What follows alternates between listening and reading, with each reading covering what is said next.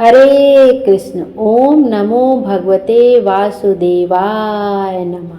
बोलिए जीमूत वाहन भगवान की जय, जितिया माता की जय। आप सब भी कमेंट में हरे कृष्ण अवश्य लिखिएगा। आइए आज के वीडियो में हम जीवित पुत्रिका व्रत कथा का श्रवण करेंगे। जीवित पुत्रिका व्रत को जितिया व्रत के नाम से भी जाना जाता है। यह व्रत हर साल अश्विन माह के कृष्ण पक्ष की अष्टमी तिथि के दिन रखा जाता है।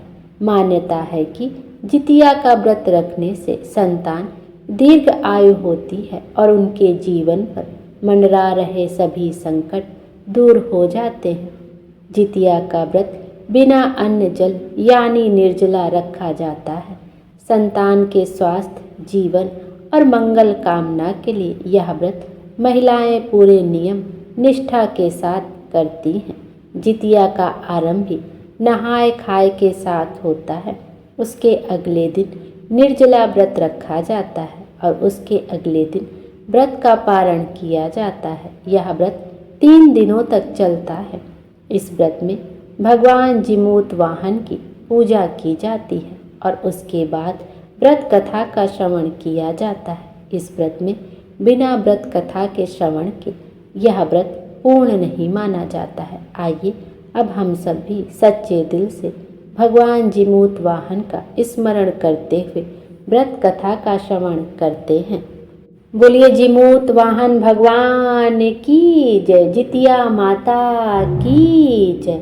पौराणिक कथा के अनुसार एक समय की बात है जब भगवान कृष्ण द्वारकापुरी में निवास करते थे।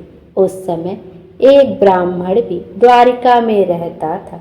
उसके 7 पुत्र अकाल मृत्यु को प्राप्त हो चुके थे। इस दशा को देखकर वह ब्राह्मण बहुत दुखी था। एक दिन वह भगवान श्री कृष्ण के पास गया और कहने लगा, हे भगवान, आपके राज्य में आपकी कृपा से मेरे 7 पुत्र हुए, परंतु जीवित कोई नहीं रहा। क्या कारण है? यदि आप अपने राज्य में मुझे दुखी देखना नहीं चाहते तो कोई उपाय बताइए। तब भगवान बोले, हे ब्राह्मण सुनो, इस बार तुम्हारे जो पुत्र होगा उसकी उम्र 3 वर्ष की है। उसकी उम्र बढ़ाने के लिए तुम भगवान सूर्य नारायण की पूजा करो और पुत्र जीवी व्रत अर्थात जीवित पुत्रिका व्रत को धारण करो। ऐसा करने से तुम्हारे पुत्र की आयु अवश्य बढ़ेगी। ब्राह्मण ने वैसा ही किया। पुत्र के होने पर वह सपरिवार हाथ जोड़ और खड़े होकर इस प्रकार विनती कर रहा था, सूर्य देव विनती सुनो, पाओ दुख अपार, उम्र बढ़ाओ पुत्र की कहत बारंबार। इतना सुनते ही सूर्य जी का रथ जहाँ था वहीं रुक गया। ब्राह्मण की विनती से प्रसन्न होकर सूर्य भगवान ने अपने गले से एक माला ब्राह्मण पुत्र के गले में डाल दी और आगे चले गए। थोड़ी ही देर में यमराज उस ब्राह्मण के पुत्र के प्राण लेने के लिए आए। यमराज को देखकर ब्राह्मण और ब्राह्मणी कृष्ण जी को झूठा कहने लगे। भगवान कृष्ण अपना अनादर जानकर तुरंत सुदर्शन चक्र लेकर आ गए और बोले, इस माला को यमराज के ऊपर डाल दो।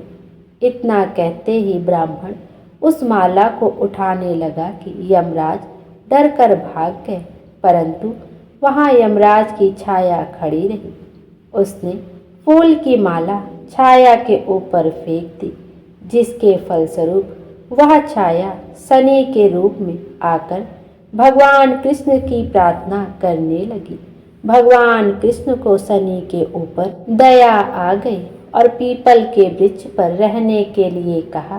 तब से शनि की छाया पीपल के वृक्ष पर निवास करने लगी। इस प्रकार भगवान श्री कृष्ण ने उस ब्राह्मण के पुत्र की उम्र बढ़ा दी। इसलिए हे सूर्य भगवान, जिस तरह आपने उस ब्राह्मण के लड़के की उम्र बढ़ाई है, उसी तरह सबके बच्चों की उम्र बढ़ाना, सबको सुख शांति देना, सबके जीवन में मंगल ही मंगल करना।